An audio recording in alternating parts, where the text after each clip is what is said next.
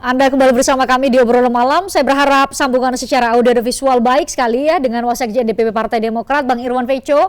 Bang Irwan, mungkin kita bisa tes kembali, cek kembali secara audio terhubung dengan baik ya, Bang? Ya, Mbak Christian. Nah, akhirnya. Bang, ini kalau dilihat sosok baca pres yang diusung oleh Koalisi Perubahan untuk Persatuan, salah satunya di dalamnya oleh Partai Demokrat adalah 19,7%. Apakah ini, Pak, salah satu faktornya karena seperti apa yang ditudingkan oleh, disampaikan oleh Mas Hinton Pasaribu, koleganya Bang Rifki, bahwa ini gara-gara salah satunya lah Partai Demokrat belum sepenuh hati nih mensosialisasikan Anies Baswedan, atau ada faktor lain menurut Anda yang kemudian juga menjadi bahan kajian di internal Koalisi Perubahan? Ya, selamat malam sebelumnya, Christian, Bang Sediman, Adinda Rifki, sama-sama Bubuan Banjar, Bang Jajijul juga. Tentu pertama kami mengapresiasi ya hasil survei yang dilaksanakan oleh Bang Sediman dan kawan-kawan. Dan bagi kami itu adalah ilmiah gitu. Tetapi sekali lagi bahwa di dalam kontestasi Pilpres ini angka-angka di atas kertas bukan semata-mata itu hitungannya, tapi banyak parameter yang lain yang kemudian bisa menjadikan pasangan itu menjadi pemenang di Pilpres 2024. Nah, bagi kami Koalisi Perubahan dan Persatuan itu ini udah tuntas, makin solid, makin kokoh untuk mengusung Anies Baswedan sebagai calon presiden. Justru kami melihatnya di antara koalisi yang lain dari besaran persentasi 28,38%, 163 kursi itu modal yang kuat gitu loh. Dan kalau 19,7% hasilnya, Bang Sediman, itu alhamdulillah.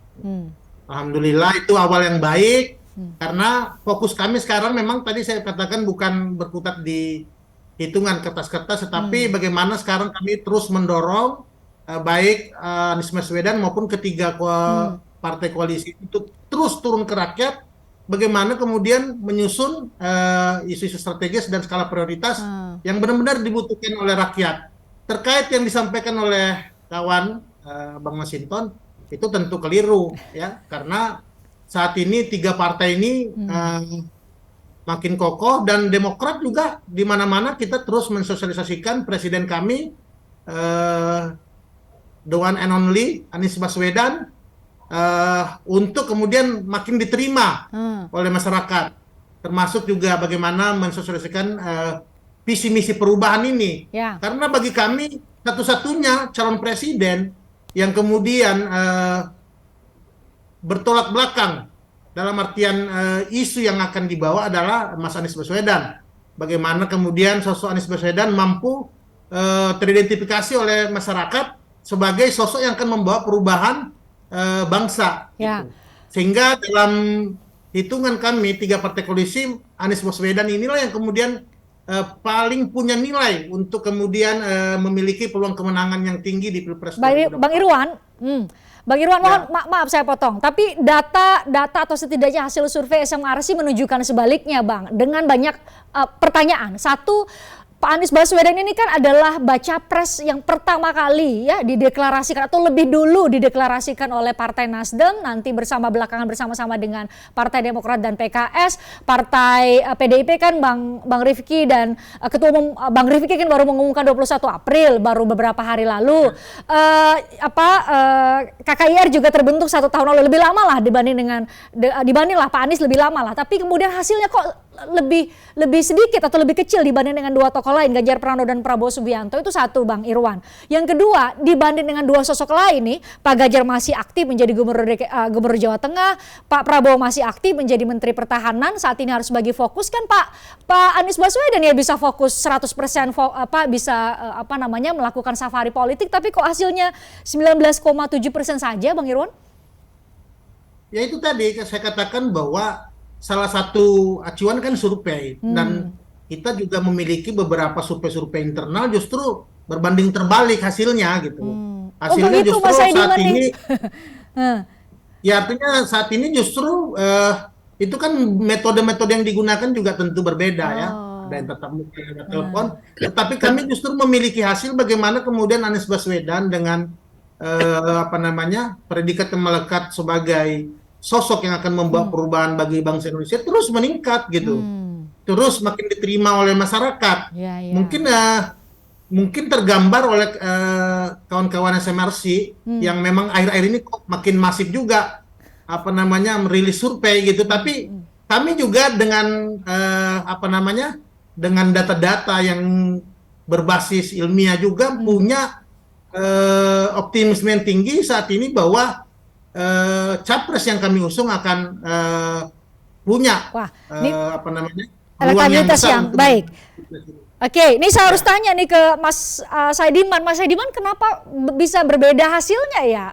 Apa survei internal atau kajian internal dari Koalisi Perubahan katanya Pak Anies tadi mentereng di elektabilitasnya, tapi kok SMRC bisa berbeda ya?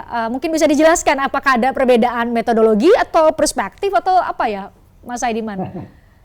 Pertama sebenarnya nggak sepertinya berbeda ya kalau kita lihat tadi penjelasan dari Bang Irwan bahwa yang menyatakan bahwa Anies Baswedan ini adalah simbol atau sosok tokoh yang merepresentasikan gagasan mengenai perubahan yang ingin ubah kira-kira itu juga kita temukan di dalam survei SMRC bahwa sosok yang paling dianggap akan mengubah kebijakan dan program pemerintah yang ada sekarang kalau ia terpilih ya memang Anies Baswedan. Persoalannya adalah Bang Irwan kalau kita lihat bahwa mereka yang menginginkan perubahan di Indonesia ini tidak sebanyak yang mungkin dipikirkan oleh Bang Irwan dan kawan-kawan. Dan itu kita bisa konfirmasi bukan hanya SMRC bahwa tingkat approval rating atau kepuasan publik terhadap kinerja Pak Jokowi sekarang ini sangat tinggi.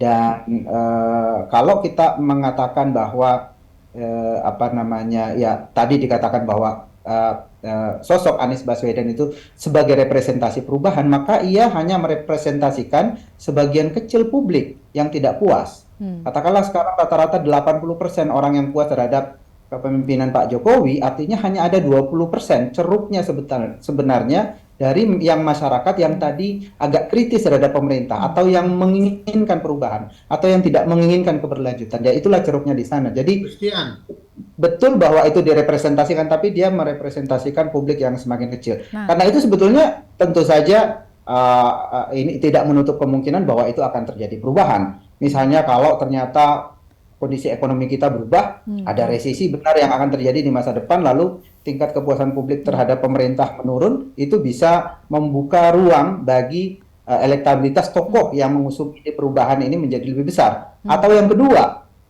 strategi yang dilakukan oleh partai-partai mengusung Pak Anies Baswedan itu diubah sedikit, masuk juga memberikan apresiasi misalnya terhadap pemerintah dan bukan sekedar membawa ide baru, ide perubahan, karena ide ini lagi-lagi di data sekarang hari ini relatif kurang populer dibanding dengan mereka yang menginginkan keberlanjutan. Tuh Bang Irwan, dari data hanya 20% Bang yang bisa diharapkan menjadi pendukungnya Koalisi Perubahan. Apakah akan ada perubahan konsep misalnya jadi Koalisi Perubahan, Koalisi Keberlanjutan misalnya sama-sama dengan mungkin Bang Rifki dan Gus Jazilul atau bagaimana Bang Irwan? Enggak, kepuasan 80% itu kan debatable, Christian. Itu kepuasannya apa? Hukum, politik, demokrasi, ekonomi, enggak global kayak gitu. Maksudnya artinya saat ditanya benar-benar masyarakat itu enggak puas juga sama Jokowi. Itu di kampungnya Bang Rifki itu banyak orang susah. Ya, apalagi di Pulau Jawa masih banyak orang susah, jalan-jalan rusak. Jadi kepuasan itu kan umum. Jadi enggak kemudian bisa 80%, 20% hanya perubahan. Enggak seperti itu kami menangkapnya. Justru semangat 10 tahun Pak Jokowi ini bagi rakyat Indonesia dirasa cukup gitu. Mau melanjutkan apa gitu. Ya sementara di beberapa ukuran ekonomi juga nggak sampai targetnya gitu. Ya target-target lain juga nggak sampai, demokrasi makin terpuruk. Sehingga kami konsisten mengusung isu perubahan dan perbaikan ini ya dalam Koalisi Perubahan dan Persatuan, bahwa modal kami kemudian masuk dalam kontestasi Pilpres sudah lebih dari 20%. Ya, kemudian saat ini bagaimana kami menyusun visi misi yang jernih, yang bisa diterima oleh masyarakat, yang betul-betul yang dirasakan oleh masyarakat dan tahu nanti solusi konkretnya bagi masyarakat. Oke. Ya, kemudian Bang Irwan, kalau diminta dari Partai Demokrat sebagai bagian dari koalisi perubahan, satu hal saja yang menurut Anda itu patut diberi label sebagai hal yang perlu diubah dari apa yang sudah dilakukan oleh pemerintahan Jokowi Ma'ruf saat ini yang punya tingkat kepuasan yang tinggi dibanding dengan bahkan negara lain. Apa definisi dari perubahan yang mau dibawa oleh seorang Anies Baswedan kalau Anda bisa menerjemahkannya secara sederhana? wah, kan banyak tuh ya beberapa perubahan. Contohnya kita lihat dari pidato Mas Anies Baswedan yang terbaru saja, bagaimana mereka konsep terkait mobil listrik misalnya ya. Bagaimana kritik Bang Anies Baswedan mulai tajam gitu kepada beberapa kebijakan-kebijakan Pak Jokowi terkait juga isu lingkungan, termasuk juga demokrasi, itu sebenarnya makin tajam nanti akan dirasakan oleh masyarakat beberapa nanti perbedaan-perbedaan yang akan terjadi jika kemudian masyarakat memilih Anies Baswedan dalam kontestasi Pilpres. Gitu. Nah, ini saya harus memberi kesempatan ke Bang Rifki untuk menjawab apakah itu benar-benar hal yang perlu untuk diubah atau ada pencapaian di bidang itu, setidaknya spesifik yang disebutkan oleh Baca Pres Anies Baswedan. Tapi kita jeda dulu Bang Rifki, usai jeda saya akan ke Anda. Kami akan kembali untuk Anda di Obrolan Malam. Tarik dengan diskusi saya dengan para narasumber, saksikan Obrolan Malam dengan topik-topik menarik lainnya. Jangan lupa subscribe ya channel YouTube Berita 1. Like, komen, dan share video ini ya. Terima kasih.